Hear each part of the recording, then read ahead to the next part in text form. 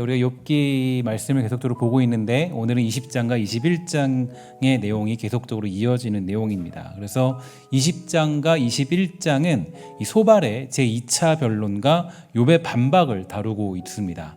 일단 오늘 우리가 보는 20장은요, 두 문단으로 나눌 수 있게 되는데 이 소발의 변론은 그 엘리바스나 빌닷의 변론의 내용과 크게 다르지 않죠.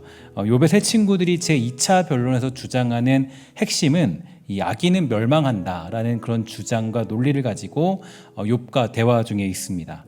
사실 욥의 세 친구들은 이 같은 주장을 릴레이식으로 펼치고 있는데요. 이 소발은 1차 변론에서는 이 악인은 모두 징계를 받고 따라서 징계받는 자는 다 악인이다라고 그렇게 정의를 하게 되었습니다. 그래서 이 고난당하는 욥이 죄인이라는 것을 입증하려고 노력하였죠. 그런데 제2차 변론에서는 일단은 악인도 번영할 수 있다라는 것을 전제해 두고 있고요. 다만 악인의 그러한 번영은 일시적인 것이고 궁극적으로는 멸망하게 된다는 사실을 강조함으로써 한때 번영했던 욥이 한순간에 몰락하게 된 것이 그가 악인임을 입증하는 것이라는 논리를 펴고 있습니다. 사실 여러분, 이런 내용들은 우리가 이 시금석 기도회 같은 거나 아니면 우리가 시편의 내용을 보면은 이런 기도문들이 많이 있죠. 이 악인들이 멸망했으면 좋겠습니다. 원수들에 대한 기도들이 많이 있어요. 그러니까 사실 그 말이 틀린 건 아닙니다. 그러니까 소발의 내용이 틀린 건 아니에요. 제가 지난주에도 말씀드렸지만 신명기 28장의 내용이 틀리지 않고 그게 원칙입니다. 그러니까 원칙이고 하나님을 제대로 섬기지 않고 따르지 않으면 또 이렇게 악인들은 당연히 망하게 되는 것, 저주받는 것, 그거는 원칙이에요. 원칙이라서 그게 절대 틀리지 않고 이 소발의 이야기도 절대로 틀리지 않습니다. 맞는 얘기예요. 그러니까 맞는 얘기인데 이 상황과 이 현실에서는 이게 좀 다르다는 얘기죠. 그래서 일단 이 전반부에서 소발은 악인이라도 번영할 수 있지만 그 번영은 지극히 일시적인 것이고 허무한 것이다 라고 얘기하면서 좀 독특한 단어들을 사용하는데 똥이라는 단어 이런 걸 사용하죠. 그 다음에 꿈, 환상 이렇게 단어들을 사용합니다. 그래서 이것을 강조하면서 그 번영이 굉장히 일시적인 것이다. 그러니까 악인의 번영이 일시적인 것이다 라고 얘기하죠. 그리고 후반부에는 이 불의한 방법으로 재물을 모은 악인의 헛된 결말과 악인에게 임할 하나님의 심판의 이 철저성에 대해서 열거해주고 있습니다. 이러한 내용을 통하여서 볼 수 있는 것처럼 이 악인에게 주어지는 결말과 악인에게 임할 하나님의 그런 심판의 이 철저성에 대해서 열거해주고 있습니다. 이러한 내용을 통해서 소발이 증명하고 싶은 게 어떤 걸까요? 소발이 말하고 싶은 거는 무엇일까 고민해보면 결국 욥이 한순간에 재앙을 만나서 고난당하고 있는 건 역시 그의 악에 대한 하나님의 징벌이라는 점을 부각시키고 또 욥이 자신의 악함을 인정하고 회개하지 않는 한 완전히 멸망할 수밖에 없다라는 것을 주지시켜주고 있는 것입니다. 그러니까 우리는 이러한 소발의 변론을 통해서 이 소발이 이 자신은 이 고난을 당하고 있지 않다는 이유만으로 이 의인의 분류에 포함시키고 욥은 고난을 당하고 있다라는 이유만으로 악인으로 정죄하는 영적인 교만 상태에 빠져있는 사람이다라는 것을 우리는 확인할 수 있게 되죠. 즉 소발은 욥을 정죄하여서 상대적으로 자신을 의인으로 내세우는 영적인 교만과 잘못들을 범하고 있는 것입니다. 사실 우리들도 이러한 모습에 빠질 때가 많이 있게 되는데요. 나 자신을 좀 옳게 의롭게 증명하기 위해서 가장 좋은 방법은 내가 옳은 것을 증명할 때입니다. 내가 옳다, 당신은 틀렸다라는 것을 증명하기 시작하면 그때는 이제 내가 조금 더 의롭고 뛰어난 사람으로 각광받게 되죠. 그러니까 내가 옳은 것을 말할 때 상대방은 틀린 것이니 상대적으로 나는 의로운 사람이 되는 것입니다. 물론 우리가 옳은 것을 말해야 할 때가 있어요. 반드시 그런 진리에 대한 것들을 얘기할 때가 있고 또 그런 부분들을 선포해야 될 때는 분명히 있죠. 그러나 그런 것들을 말할 때에도 우리는 다음과 같은 방식의 옳음은 안 된다는 것입니다. 보면 누가복음 18장 9절부터 12절 이렇게 얘기하죠. 자기가 의롭다고 생각하고 다른 사람을 멸시하는 사람들에게 예수님께서 이런 비유를 말씀하셨습니다. 두 사람이 기도하려고 성전에 올라갔는데 하나는 바리새파 사람이고 하나는 세리였다. 바리새파 사람이 서서 이렇게 기도하였다. 하나님, 저는 다른 사람, 즉 사기꾼, 죄인, 간음을 행하는 자와 같지 않고 이 세리와 같지 않은 것에 감사를 드립니다. 저는 일주일에 2번씩 금식하며 모든 수입의 11조를 바칩니다. 이렇게 얘기를 하죠. 사실 이 바리새인의 이야기가 틀린 건 아니에요. 바리새인이 정확하게 신앙생활을 하고 있어요.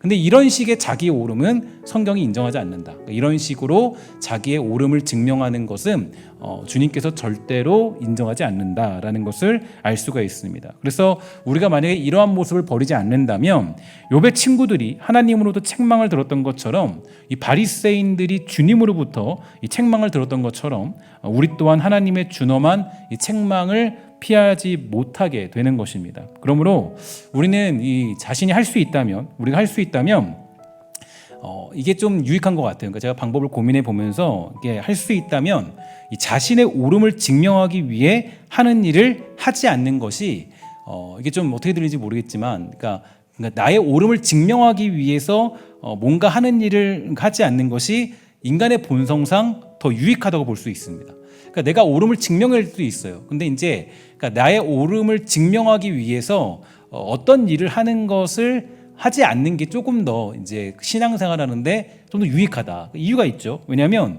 인간의 본성은 교만해지기 쉽고요. 자신을 드러내기 적합하고 누군가를 정죄하는 일에 가장 합리적인 우리 사람들입니다.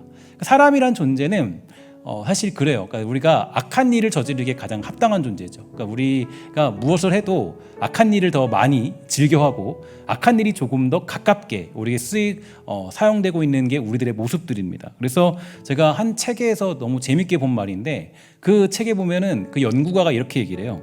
이 나쁜 소문은 좋은 소문보다 10배가 빨리 퍼진다 그래요. 예를 들어서 뭐 좋은 일이 있고 좋은 얘기가 있잖아요. 그래서 교회 안에도 아니면 여러분 어떤 사회 속에서도 좋은 얘기가 있잖아요. 그거는 안 퍼진다라는 거예요. 안 퍼지는데 나쁜 얘기, 뭐 실수한 얘기, 문제가 있는 얘기는 10배가 더 빨리 퍼진다라는 그런 연구 결과가 있습니다. 그러니까 이게 인간의 본성이라는 것은 좋지 않은 일에 쓰임 받는 것이 매우 적합하죠. 그러니까 우리는 할 수 있다면 어떤 걸로 채우느냐, 그러니까 나를 증명하기 위해서, 내가 옳다라는 것을 증명하기 위해서 우리가 이렇게 이렇게 발벗고 나서는 것이 아니라, 할 수 있다면 우리는 뭘로 채우는 게 좋아요? 위로, 격려, 긍정, 감사, 이러한 생각들로 그리고 그런 일들로 우리의 마음과 생각, 행동들을 채워 넣어야 되는 것입니다. 그러니까 이게 우리가 살아가는 기본적인 자세가 될 수 있도록 우리의 삶을 그렇게 채워 넣어야 되고 변화시키는 모습을 가지고 있어요. 그렇지 않으면 누군가를 실족하기에 충분한 조건을 우리는 모두 가지고 있기 때문입니다. 사실 욥의 친구들의 첫 등장을 보면요, 여러분 기억하실런지 모르겠지만 그 욥의 친구들의 첫 등장을 보면 이렇게 나옵니다. 그 욥을 위로하러 찾아왔다. 그들이 욥을 위로하러 찾아왔어요. 욥이 당한 고통을 위로하러 찾아온 거예요. 근데 욥을 위로하려 했지만 어떤 이유에서인지 점점 그들은 욥에게 고통을 가증시켜 버립니다. 곰곰이 제가 생각해 봤습니다. 좀 이해가 안 가는데 이 부분을 조금 더 현실적으로 생각을 해보면 이런 거 똑같죠. 지금 예를 들어서 뭐 암에 걸려서 위기에 빠진 한 사람이 있어요. 그러니까 뭐 암에 걸린 이유는 많겠죠. 여러 가지 이유들이 있을 거예요. 많은 이유들이 있을 거예요. 근데 이 친구를 위로하기 위해서 친구 3명이 병문안을 갑니다. 그러니까 말하다 보니까 그 친구의 이야기를 이제 병문안을 가서 해야 될 일은 이 친구의 이야기를 듣고 공감해주고, 아프니까요. 함께 해주면 되는데 그 말하다 보니까 결국 이렇게 말하는 거예요. 야, 너가 병에 걸린 이유는 너 예배 잘 안 들어서 그래. 아니면 너 운동도 안 해서 그래. 너 그렇게 술 잘 먹더니 결과가 이런 거야. 야, 너 인생이 너 저 모양이니까 너 겨우 그 정도지. 이렇게 얘기를 해버리는 거예요. 위로하러 가서, 병문안 가서. 이게 그 환자에게 위로가 될까요? 안 되죠. 좌절밖에 안 되죠. 그런 얘기를 할 수 있는 건 의사 선생님은 할 수 있어요. 운동을 하지 않아서 그래요. 아니면 뭐 약을 안 먹어서 그래요. 이럴 수 있어요. 아니면 어떤 스트레스를 많이 받아서 그래요. 여러 가지 어떤 것들 할 수 있겠죠. 그러나 친구들이 가서 할 얘기는 아닙니다. 친구들이 가서는 뭘 해야 돼요? 가서 그 얘기를 들어주는 거예요. 힘든 상황을, 얼마나 아픈지, 그죠? 얼마나 힘든지, 얼마나 마음이 쓰린지, 인생에 대한 고민이 어떤 건지, 나중에 어떤 생각을 갖고 있는지, 그걸 들어주는, 그게 전부죠. 근데 이제 이 욥의 세 친구들이 가서 뭘 했냐면, 그 욥이 괴로워 죽겠는데 욥에게 가서 욥의 어떻게 보면 그 전곡을 다 끌어내려고 그러는 거예요. 그러니까 욥의 어떤 문제들을 다 끌어내서 막 욥에게 어떤 정죄하고 그러면서 너의 문제가 뭔지 알아? 야, 네가 이래서 문제 있는 거야.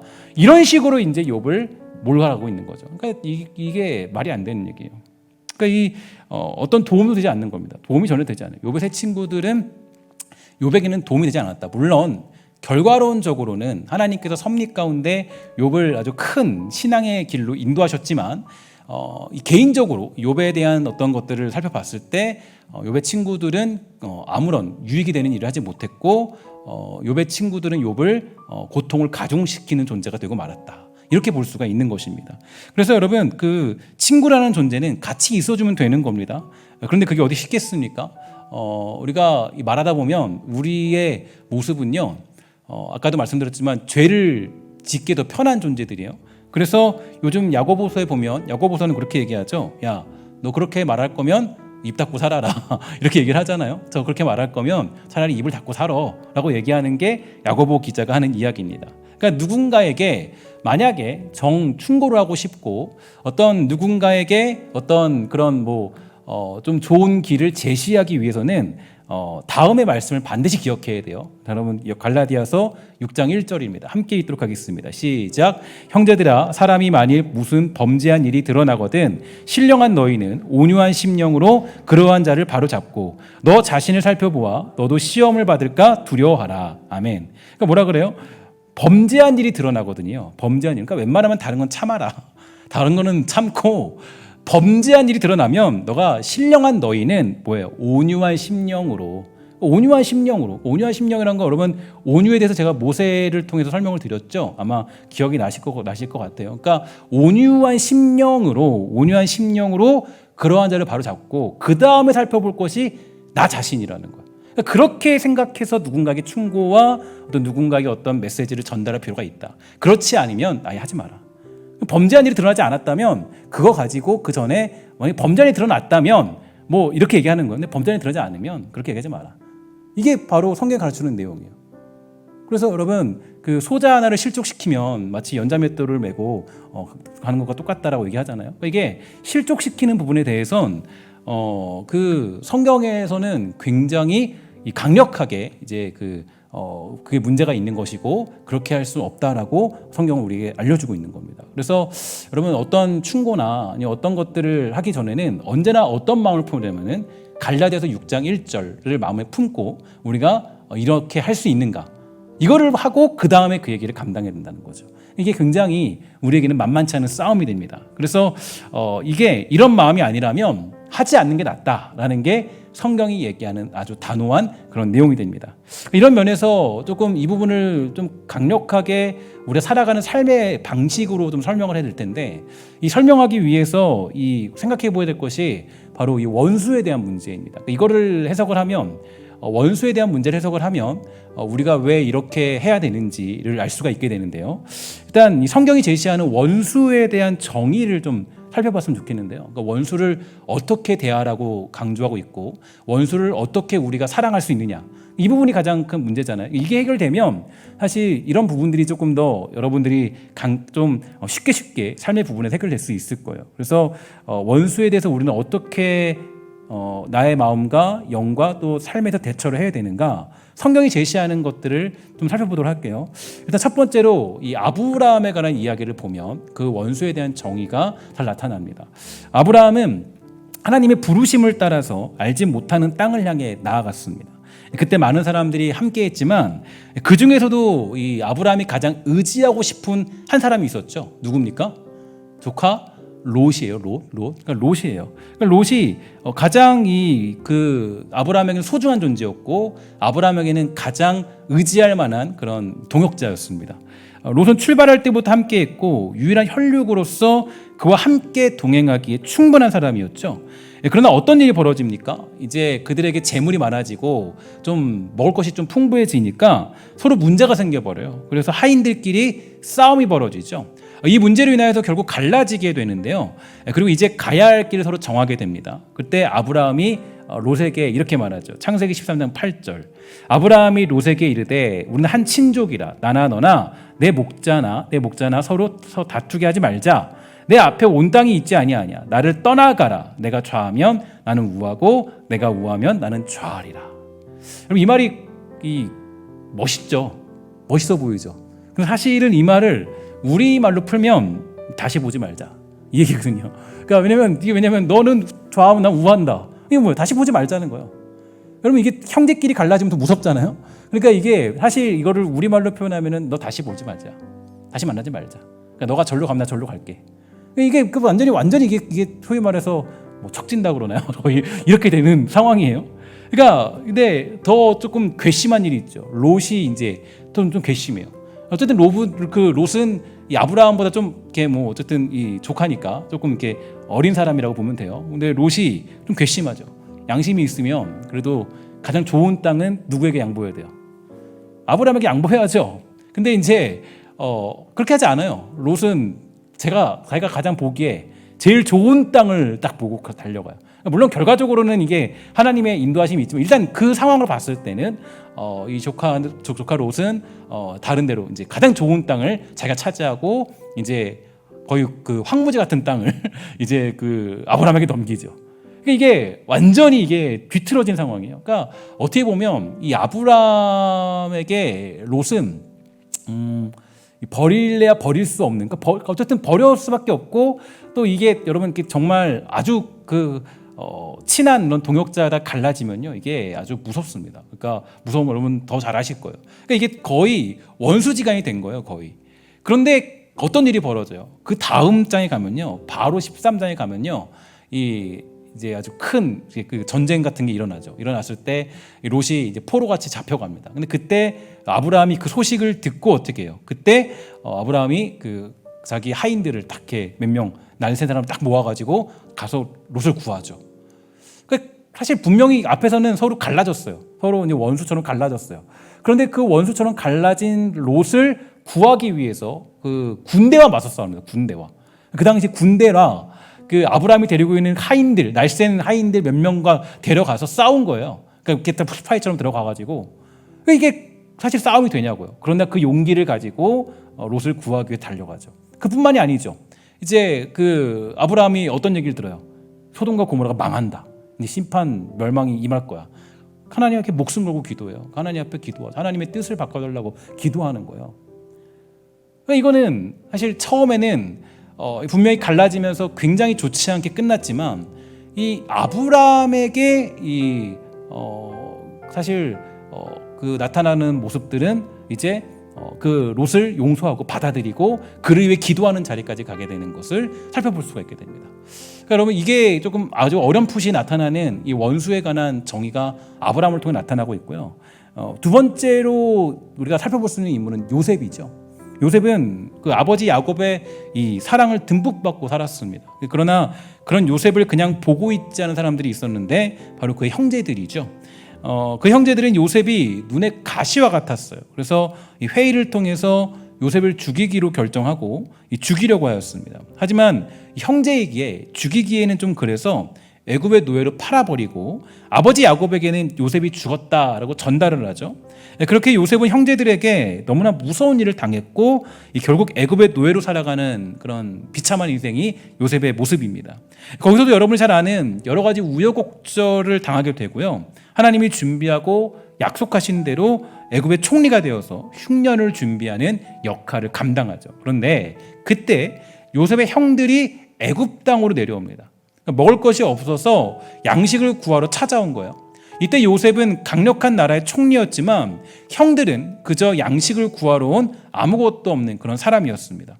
군대를 이끌고 요셉을 죽이러 온 것이 아니었어요. 소위 말해서 뭐 이렇게 얘기하면 그렇겠지만 빌어먹기 위해서 요셉을 찾아온 것입니다.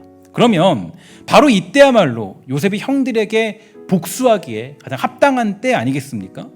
요즘 드라마로 치면요, 이 별거 아닌 것처럼 보여서 무시하고 때리고 미워했는데 나중에 보니까 자기 회사 회장 아들로 이렇게 등장하는 거예요, 그 사람이. 그러니까 그런 격이죠. 근데 그래서 보기 좋게 복수하는 드라마 여러분 많이 보셨죠? 야, 이 사람 옛날에 막 무시당했는데 회장 아들이었대. 그래서 막 복수하고 막 이런 것들 기억나시죠? 그러니까 그런 게 이제 사실 그런 상황이죠. 근데 요셉은 형들에게 복수하면 그만입니다. 형들을 종부리듯이 노예처럼 삼던가 이 보기 싫다고 죽여버려도 그만이에요. 그러나 요셉이 어디 그렇게 합니까? 그렇게 하지 않죠. 요셉은 형들을 받아주고 아버지까지 불러오게 합니다. 그런데 이때까지 형들이 생각하기를 아마도 요셉이 자신들을 죽이지 않고 잘해주는 이유가 있을 거다라고 생각을 해요. 그 이유가 뭘까요? 바로 아버지 야곱 때문이다. 야곱이 있으니까 자기네들이 지금 그 요셉이 자기를 죽이지 않고 살려놓고 있다. 이런 생각을 막 하고 있어요.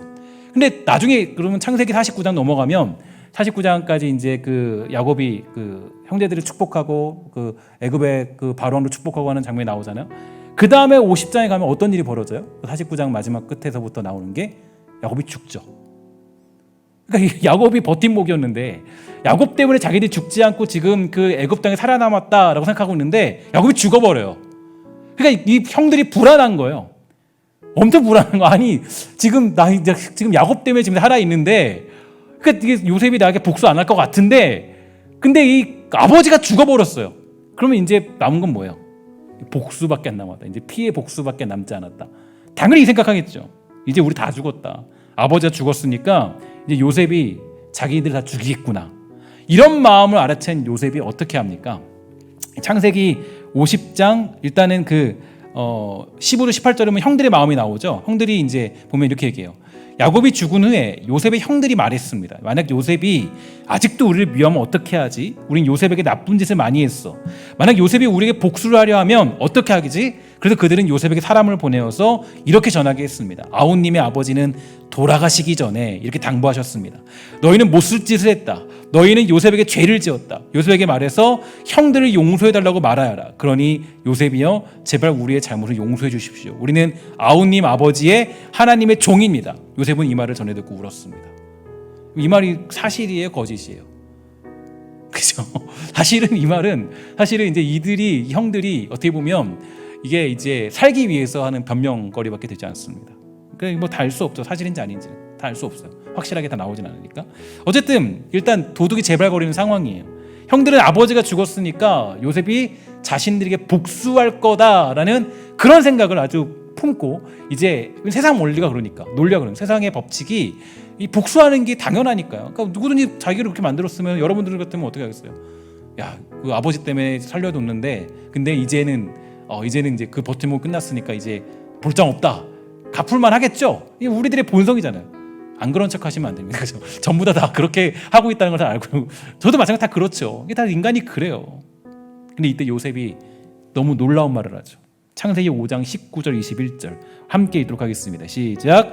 요셉이 그들에게 이르되 두려워하지 마소서. 내가 하나님을 대신하리이까. 당신들은 나를 해하려 하였으나 하나님은 그것을 선으로 바꾸사 오늘과 같이 많은 백성의 생명을 구원하게 하시려 하셨나니 당신들은 두려워하지 마소서. 내가 당신들과 당신들의 자녀를 기르리이다 하고 그들을 간곡한 말로 위로하였더라.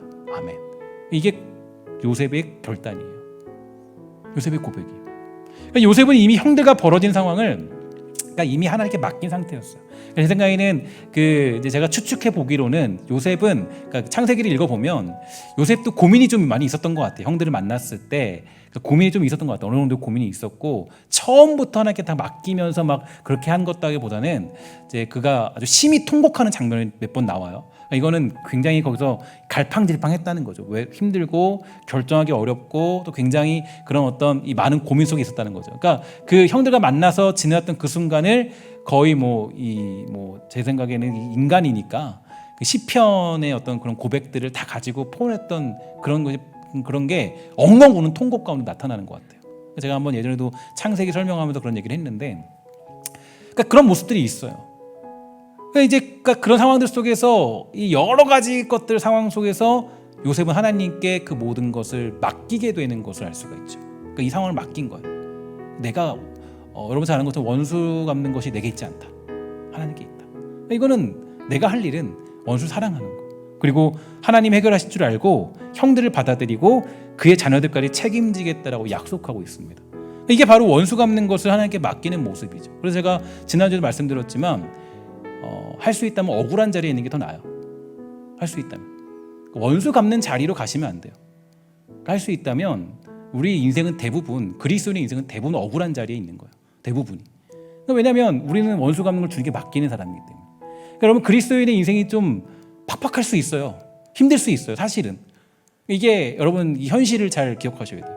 그러니까 막 우리가 막 강하게 탁탁탁탁탁 이런 느낌이 아니라 사실 좀 억울한 자리에 좀 처한 경우가 많이 있어요. 성경이 다 그렇죠. 성경에서 어디 승승장구하는 사람이 있나요? 없죠. 다 보면 다 억울한 자리에 있죠. 그러니까 우리들의 모습들이에요. 사실 오해받는 자리, 억울한 자리. 그러나 그거를 뭘로 맡겨요? 하나님께 맡기는 거예요. 하나님이 하실 줄 알았습니다. 그렇다고 막 너 두고 봐라, 하나님 하신다 이런 느낌은 절대 아니죠. 그러니까 형들은 원수가 아니라 하나님의 계획과 섭리 안에 받아들이는 한 형제로서 나타나고 있습니다. 세 번째로 잘 알고 있는 요나. 여러분 요나 아시죠? 요나는 저는 요나라는 인물은 연구의 아주 그 연구 대상 가치가 아주 높은 사람입니다. 재밌는 사람이요. 재밌는 사람인데 사실 요나를 깨달으면 우리들의 모습을 깨달을 수 있죠. 그러니까 요나가 니느웨 땅으로 복음 전하는 명령을 받습니다. 그러나 그 명령이 너무 싫은 거예요. 이유는 간단하죠. 니느웨는 원수 같은 나라예요. 원수. 그러니까 아주 이스라엘 백성들에게는 원수 같은 나라고, 심지어 이방 민족이기 때문에 이방 민족 자체가 뭐 구원받는다, 이거 말이 안 되는 얘기예요. 그 요나에게는 납득이 안 되죠. 그래서 그들에게 복음 전한다는 것은 자존심 상한 일이고 받아들이기 힘든 일이었습니다. 그래서 막 다시스로 도망가려고 하는데 하나님이 그냥 야 놀러 와 하고 던져버리죠. 그냥 그거를 막 좋게 해석하던 사람이 있더라고요. 그가 막 거기 뱃속에서 회개를 하고 막 계속 해서 그냥 하나님이 그냥 갖다 던져버린 거예요. 그냥요. 그게 아니라 사실 뭐 거기서 회개한 장면이 있지만 거기 가면은 진짜 회개가 아니라는 걸 알 수 있어요. 왜냐면 가서 보면 이상한 짓 해요. 가서 제가 늘 설명하죠. 거기 나흘 길 도는 거다라고 되어 있는데 하루 돌고 끝내요. 복음 선포해야 되는데 이게 니느웨 성을 나흘 길을 도는다고 나와요, 성경에. 근데 그 요나가요 하루만 돌아요. 이 얘기는 뭐예요? 나흘 길을 안 돌고 하루만 돌았던 건 대충 전했던 거예요. 그러니까 진짜 회개했다면 그렇게 할 수 없죠. 가서 목숨 걸고 복음 전해야 돼요. 근데 그러니까 거기서 살기 위해서 그냥 하나님께 기도한 거, 살기 위해서 살려달라고. 그러니까 하나님이 그냥 갖다가 던져버리죠. 니느웨 그냥 거기 어딘지 모르겠으면 니느웨 앞바다에다가 던져버렸겠죠. 거기다 이제 그리고 거기서 이제 막 이렇게 살아가는 거예요. 그러니까 그 원수 같은 나라에서 요나가 이제 복음 전해야 됩니다. 결국 하는 수 없이 요나는 복음 대충 전하고 모르는 사람께 회개 복음 전했더니 갑자기 어떤 일이 벌어져요? 모든 사람들이 회개하죠. 다 회개를 해요. 갑자기 우리 사람들이 복음 선포했는데 이게 엄청난 기적이 일어나요. 근데 더 놀라운 사실, 짐승들도 회개를 해요. 짐승들도. 이게 말이 되냐고요. 그러니까 저들은 요나의 원수들이에요. 그러니까 오늘 말씀 제목처럼 하나님 저들을 왜 구원하십니까? 이거죠. 저들을 왜 구원하십니까? 이 받아들이기 힘든 민족, 하나님은 저들을 구원해 내십니다. 그럼 요나가 마음이 어떻겠어요? 그 상황을 받아들이는 것이 만만치 않습니다. 이해가 가지 않아요. 투덜투덜. 왜 저들을 구원하죠? 화를 내며 괴로워합니다. 원수들마저 구원해 내신 하나님이 당황스러워요. 그래서 하나님이 묻죠. 뭐라고 물어요? 야, 너 성내는 거 옳으냐? 정확하게 나오죠. 내가 성내는 것이 옳냐? 막 그 구원받은 것 때문에 막 화를 내니까 너 성내지 마라, 화내지 마. 너 잘 생각해봐라. 너 이거 옳다고 생각해? 사실 하나님께서 이제 그 구원의 완성을 이뤄내십니다. 사실 많은 경우 우리가 요나의 수준에 머물러 있는 경우가 많이 있죠. 원수를 사랑하라 라는 말에 아멘은 하시지만 삶으로 동의하는 건 어렵습니다. 이게 우리들의 현실이에요. 그러니까 원수를 사랑해라, 이건 기독교의 너무 큰 가르침이죠. 그런데 삶으로 동의하는 건 어려워요. 자존심 상하고 괴롭습니다.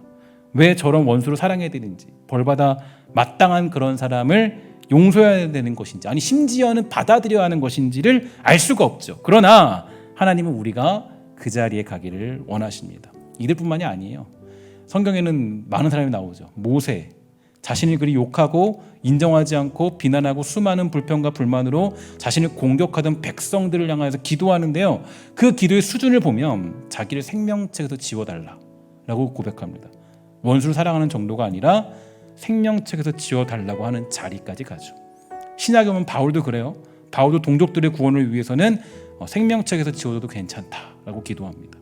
자신을 비판하고 괴롭게 하는 사람들을 위해서 아주 자기의 구원까지 내놓은 것입니다. 여러분 너무 극명한 예가 있죠. 아주 극단적인 예가 누가 있냐면 스데반 집사님. 어때요? 복음 전하면 사람들 앞에 섰습니다. 예수님에 대해서 증거한 걸 전부예요. 선동에서 이 나라 뒤엎자라고 얘기한 거 아니에요. 예수님 전한 게 전부예요. 그러나 사람들이 소리를 지르며 귀를 막고 돌을 던집니다. 그리고 그 집사님은 죽음에 이르렀을 때 고백하죠. 저들이 무엇 하는지 모르니까 용서해 주세요. 예수님의 고백이죠. 최종적으로 예수님은 이 땅에 찾아오십니다. 사실 이 땅에 찾아오는 것 자체가 원수들이 득실거리는 나라에 찾아오신 거예요. 그러니까 우리는 지금 괜찮은 척하지만 아닌 척하지만 사실 인간들에게 찾아온 것 자체가 이 세상 자체가 원수 같은 나라입니다. 사실은 하나님을 배신한 사람들이 가득한 곳이죠. 더군다나 예수님 당시에 그들의 믿음은요 최악의 상태였어요. 최고로 경건하거나 거룩한 상태가 아니라 믿음이 거의 실 하나 잡고 있는 것처럼 아주 미약한 상태가 그 당시의 모습이었습니다. 그런데 그때 예수님이 찾아오신 거예요. 그리고 그들을 가르치시고 고치시고 전하십니다. 예수님은 원수 같은 우리들을 향하여 찾아오셨죠. 원수 같은 나라의 한복판에서 자기 일을 행하십니다. 그리고 그 원수 같은 놈들은 결국 하나님의 아들을 십자가에 못 박아 죽이는 데까지 이르게 되죠. 도대체 이게 뭔 일인지 알 수 없어요. 원수들이 창조주 하나님이 우리를 구원하러 오셨다면 뭐 해야 돼요? 엎드려서 경배하고 받아들여야 되는데 이미 모든 것을 상실한 상태였기 때문에 예수님을 죽여버립니다. 결과는 어때요? 세상이 망해버렸나요? 그렇지 않죠. 오히려 예수님은 뭐라고 설명하셨어요? 야, 내가 떠나야 보혜사 성령님이 오셔서 너희들을 구원의 자리로 인도할 것이다. 더 큰 것을 보게 하실 거야. 그러니까 우리의 눈을 뜨게 하심으로 참된 믿음을 가지게 된다라고 말씀해 주십니다. 그러니까 그 누구보다 원수를 사랑하신 이는 바로 우리 예수님이시죠. 그러니까 우리는 하나님에게 있어서 원수 같은 자고 죄인이지만 하나님은 자기 아들을 죽이심으로 우리에게 구원을 베푸십니다. 결국 이것이 우리가 가져야 될 마음이에요. 이게 우리가 가야 될 자리 이런 거예요. 그러니까 우리의 자리가 거기에 있는 거예요. 그래서 여러분 기억하셔야 돼요. 보통 이 많은 사람들이 조금 더운데 에어컨 좀 살짝 풀어줄래요? 많은 사람들이 억울한 사형을 당할 때 여러분 어떻게 해요? 사형을 당할 때 여러분 마지막으로 하는 말들 있죠. 뭐라 그럽니까? 야 이놈들 하늘 무서운 줄 모르냐? 막 소리 지르며 죽잖아요. 근데 여러분 순교할 때 순교자들이 그렇게 죽나요? 하나님이 갚으실 거다! 라고 죽이나요? 아니죠. 하나님이 너를 벌하실 거야. 그렇게 죽지 않아요. 순교하지 않아요. 이렇게 순교한 사람들은 아무도 없습니다. 그러니까 모두가 순교를 당하면서도 뭐라 그래요? 뭐라 그러죠? 저들을 용서해 주십시오. 그죠? 아니면 우리 빨리 가서 천국 가서 주님 만납시다. 이 얘기하죠. 그러니까 어떻게 이런 일이 가능할 수 있을까? 그러니까 여러분 우리가 이 하나님이 여러분들과 저를 어떤 자리로 이끌어 가는지 잘 아셔야 돼요. 그러니까 우리를 어떤 자리로 인도하고자 하시느냐. 그러니까 우리가 결국 구원받아서 하나님이 어떤 자리까지 우리를 인도하시느냐를 잘 아셔요. 이게 믿음의 굉장히 중요한 원리거든요. 내가 왜 믿느냐에 달려 있는 거예요. 그러니까 하나님이 욥을 도대체 어떤 자리로 이끌어 가느냐, 지금 어떤 성장의 자리로 이끌어 가느냐, 왜 그를 단련시키고 왜 그를 자꾸 믿음의 훈련장으로 인도하시느냐, 그 이유를 잘 아시면 욥기서가 이해가 가요. 어떻게 이런 일이 가능할까? 사도행전 1장 8절 우리 함께 읽도록 하겠습니다. 시작. 그러나 성령께서 너에게 오시면 너희가 권능을 받고 예루살렘과 온 유대와 사마리아와 땅끝까지 이르러 내 증인이 될 것이니라. 아멘. 여기서 증인은 헬라어로 마티스라는 단어인데요. 이 증거라는 단어는 마튜리아입니다. 그러니까 이 순교자라는 단어도 증인이라는 단어에서 나오게 되었어요. 그리고 다시 번역을 하면 성령이 오시면 우리가 어떤 사람이 되느냐, 순교자가 될 것이다 라는 것을 의미합니다. 증인은 순교자죠. 그러니까 내 증인이 되리라는 말씀은 나의 순교자가 된다라는 그런 말씀입니다. 그러니까 여러분 다 보다시피 예수님을 만난 사람들, 성령이 임한 사람들의 특징을 보세요. 스데반은 돌에 맞아 순교했습니다. 그리고 예수님의 제자 안드레는 복음을 전하다가 십자가에 매달려 죽임을 당했어요. 베드로는 네로 황제에 의해서 십자가에 거꾸로 매달려 순교했어요. 베드로는 예수님과 똑같이 십자가에 매달릴 수가 없어서 거꾸로 매달려 죽었습니다. 사도 바울도 로마에서 참수당했고요. 야고보, 빌립, 마태, 마가, 누가, 마띠아, 도마 등 이 수많은 예수님의 제자들은 다 순교했습니다. 요한만이 오래 살았을 뿐이죠. 여러분 이게 이들의 마지막이에요. 순교하면서 아까도 말씀드렸죠. 순교하면서 야 하늘 무서운 줄 모르냐라고 순교했을까요? 아니죠. 어떻게 순교했을까요? 순교했을 때 하나님 저들을 용서해 주세요. 아니면 하나님 저 빨리 천국 가게 해주세요. 그렇게 순교한 거예요. 성령 충만한 사람들이. 그러니까 하나님을 제대로 믿는 사람들은 이 자리까지 가는 거죠. 그러니까 내가 하나님 제대로 믿고 있다라고 했을 때 가장 크게 드러나는 것은 이 자리까지 가는 거예요. 근데 하나님을 깊이 알았다라고 하면 이 자리까지 가게 되는 거예요. 네로 황제가 있을 때 로마에서 일어난 대화재의 책임을 그리스도인들에게 돌리게 된 사건을 잘 아십니다. 네로 황제는 이 그리스도인들에게 이 동물들의 털옷을 입혀서 개들이 물어 뜯어 죽이게 했어요.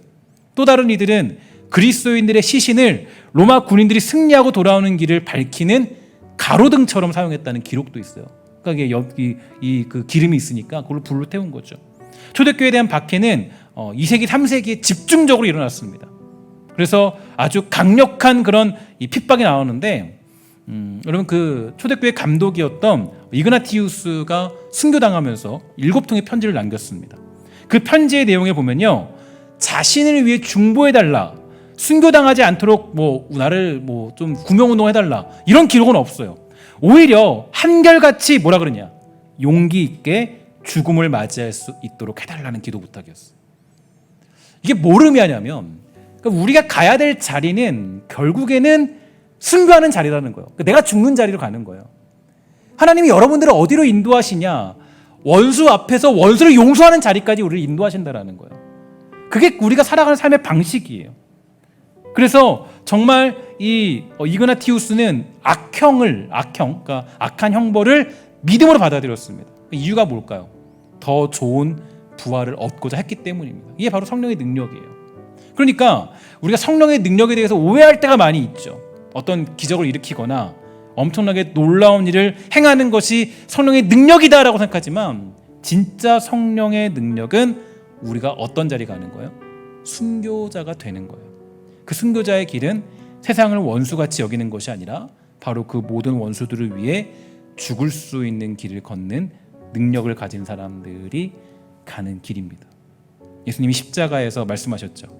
아버지여 저들의 죄를 사하소서. 저희는 저희가 하는 일을 하지 못합니다. 일을 알지 못합니다. 이게 바로 로마서 12장 21절의 의미예요. 우리 한번 이 말씀을 읽어보도록 할게요. 시작. 악에게 지지 말고 선으로 악을 이기라. 아멘. 이게 하나님이 원하시는 자리예요. 우리를 이 자리를 인도하신다고요. 악에게 끌려가거나 그들에게 도발당하지 말고 하나님의 선하신 일에 모든 것을 맡기라는 거예요. 이 자리까지 가기 위해서 우리는 욥이 겪는 과정을 지나치는 것이고 시편의 다윗이 고백한 그 수많은 원망과 괴로움의 과정을 지나는 것입니다. 지금 욥은요, 하나님께서 하나님의 어떤 큰 자리로 인도하고 있어요. 그러니까 그냥 단순히 어떤 신에 대한 존재를 깨닫는 게 아니라 하나님은 누구시고 믿음은 무엇이고 또 정말 하나님을 믿는다는 게 어떤 것인가, 그 큰 깊은 사고로 지금 하나님께서 욥을 인도하고 있습니다. 그러니까 여러분의 신앙, 제가 여러분들에게 이제 인도해야 될 신앙이 바로 그런 자리인 거예요. 목회자로서, 담임 목회자로서 여러분들을 인도하는 것은 사실 여러분들을 가장 편하게 다스리는 방법, 편하게 여러분들을 인도하는 방법은요, 여러분들을 유아기 시대로 만들면 돼요. 그죠? 그냥 거기까지만. 야, 예수님 잘 살면 복 받고, 그죠? 너 잘 될 거고, 그냥 어떤 재정이 잘 풀릴 거고, 사업 잘 될 거야. 여기까지 가면 사실 이게 가장 편한 단계예요. 그러나 저는 여러분들이 어떤 자리로 가기를 원하냐면 더 큰 자리로 가기를 원해요. 하나님이 저에게 주신 사명이죠. 욥이 깨달은 하나님을 만나야 돼요. 그 자리까지 가야 우리가 성숙한 자리로 가는 거예요. 욥이 만난 하나님의 자리까지 가야 되고 시편의 그 모든 고백을 우리가 다 가슴에 품고 그리고 하나님을 찬양하는 그 자리까지. 그래서 시편의 맨 마지막 부분 보면 다 하나님 찬양하는 거죠. 결국에는, 끝에는. 그러니까 그 모든 걸 다 담아서 결국 원수들이 나에게 찾아오는 것조차도 하나님을 찬양하는 그 자리. 또 뭐라 그래요? 여호와는 나의 목자시니 내게 부족함이 없습니다. 이 고백의 자리까지 가는 게 우리가 가야 될 신앙의 목표라고요. 그러므로 우리에게 중요한 것은 우리는 원수가 존재하지 않습니다. 그러니까 예수 믿는 우리에게는 원수라는 게 존재하지 않아요. 원수가 존재할 수 없어요. 우리는 그렇게 살아가는 거예요. 그래서 우리가 이 가는 길이 그런데 만만치 않죠. 그러니까 원수를 받아들이는 일은 만만치 않아요.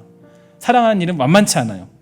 그러니까 그 길이 너무 괴롭죠. 너무 괴로워요. 그러나 그 길이 죽는 길 같으나 사는 거고 망한 것 같으나 승리하는 길이에요. 그래서 우리는 이 순교한 사람들을 향하여서 뭐라 그래요? 아, 저 인생 망했다 라고 얘기하지 않죠. 뭐라고 그럽니까? 그들을 순교자다 라고 지칭합니다. 원수들을 용서한 자리, 원수들을 인정한 자리. 단 한 사람도 그 순교할 때 저들을 주님 죽여주세요 라고 얘기하는 사람은 순교자 아니에요. 그렇게 순교하지 않아요.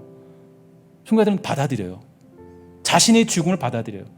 그 사람들을 가리켜서 뭐라 그래요? 순교자라고 얘기해요. 그 사람들 가리켜서.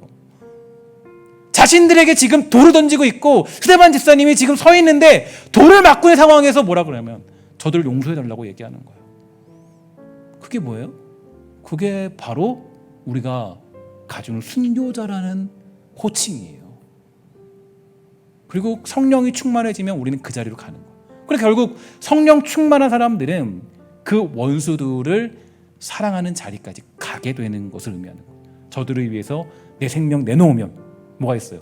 부활이라는 생명의 꽃이 피잖아요. 내가 죽는 게 당연한 거예요. 저들에게 죽는 게. 억울한 죽음을 당해도 그게 사실은 하나님의 뜻 가운데 있다라는 것을 믿음으로 고백하는 그 큰 자리로 하나님이 욥을 인도하고 있다라는 그 과정 속에 있다라는 것, 여러분과 저는 반드시 기억을 해야만 되는 겁니다. 제가 한 예화를 보면서 그 순교자에 대한 예화인데 마지막 이것만 말씀드리고 마치고, 그 용인에 보면 그 한국 선교 100주년 순교자 기념관이 있죠. 여기 양지 그쪽에 가면 있잖아요. 근데 그 기념관 3층을 올라가면요, 그곳에서 이 한국에 순교한 외국인 선교사들이 이렇게 쫙 이렇게 있어요. 그리고 신앙의 선조들이 그 선조들이 순교했던 순교자들 사진이 걸려 있는데, 그 순교자 사진 마지막에는 이 사진 박스가 하나 있어요. 사진 박스가 있는데 그 박스에 뭐가 들어 있을까요? 거울이 있는 거예요. 거울이 있는 거예요. 그리고 그 거울에는 누가 비칠까요? 내가 비치는 거죠. 내 자신이 그 순교자의 길을 가도록 그 길을 제시하고 있습니다. 그러니까 여러분, 우리가 이 땅 살아갈 때 여러분, 이게 조금 받아들이기 쉽지 않은 일이지만 하나님이 여러분들과 저를 어떤 자리까지 인도하시냐. 그러니까 우리는 결국 부활 생명, 지난주에도 이제 그 욥이 부활이라는 장면까지 이렇게 해석하지 않았습니까? 그러니까 우리는 결국 부활 자리까지 가야 돼요. 그래야 구원의 자리까지 이게 나타나는 거거든요. 그러니까 누군가를 구원하려면 생명이 임해되잖아요. 생명이 임하려면 우리는 부활 신앙까지 가야 돼요. 그럼 부활 신앙까지 가려면 반드시 필요한 게 있어요. 뭐가 필요한 거예요? 죽음이에요. 죽음. 자기 죽음. 근데 그 죽음이 그런 게 아니에요. 의로운 죽음, 독립투사구나, 이 죽음이 아니에요. 그죠? 예수님의 죽음을 보면 잘 알 수 있죠. 세상 말로는 거의 개죽음입니다. 거의. 그죠? 세상 말로는 그래요. 예수님의 죽음은 막 의로운 독립투사의 죽음이 아니었어요. 침뱉음 당하고 정말 그런 죽음이었어요. 근데 사실 그 길에서 예수님은 얘기하시는 거예요. 주님, 저들을 죄를 용서해 주세요. 그리고 그게 우리가 가야 될 길이 되는 겁니다. 하나님이 우리를 어디로 인도하시냐 하면, 여러분, 우리가 그 자리까지 가도록 우리의 모든 생애를 다 인도하시죠. 그래서 원수를 사랑하고 받아들이는. 그래서 여러분, 분노하는 일 많잖아요. 사람 때문에. 왜 만나냐? 내가 어디까지 왔는지 점검할 수 있는 거예요. 내가 어디까지 왔는지. 오해받는 일 만나죠. 왜 그러냐? 내가 어디까지 왔는지 점검해 볼 수 있는 거예요. 점검할 수 있는 거예요. 그러면서 우리는 나의 수준이 어느 정도 수준이냐를 알 수가 있죠. 여러분, 우리 욥기서가 이제 20장까지 왔습니다. 이제 조금만 지나면 이제 나중에 반전이 나타나죠. 38장 가면 하나님 만나게 된 반전. 조금만 우리가 이 과정들을 좀 지나면 그 부활의 길에 계신 예수 그리스도를 만나게 되는 놀라운 은혜를 경험할 수 있을 것입니다. 여러분, 이 땅을 살아갈 때 정말 여호와는 나의 목자시니 내게 부족함이 없습니다. 그 고백으로 여러분 원수까지 사랑하는 자리까지 함께 달려가는 복되고 아름다운 신성의 모든 권속 다 되시기를 주의 이름으로 간절히 소망합니다. 우리 기도하도록 하겠습니다. 하나님, 우리가 목자 되신 하나님을 믿으며 선으로 악을 이겨내는 순교의 길에 함께 걸어가는 기쁨이 있도록 주님 허락하여 주시옵소서. 이 땅 살아갈 때 하나님, 우리가 정말 받아들이기 힘들고 이해하기 힘들고 때로는 말도 하기 어려운 그런 상황들을 만날 때가 있습니다. 그 모든 것들 속에서 하나님의 놀라운 역사들을 깨닫도록 허락하여 주시고 주님 걸어가신 길 우리도 함께 걸어갈 수 있는 은혜의 사람 되도록 주님 허락하여 주시옵소서. 모든 말씀 예수님의 이름으로 간절히 기도합니다. 아멘.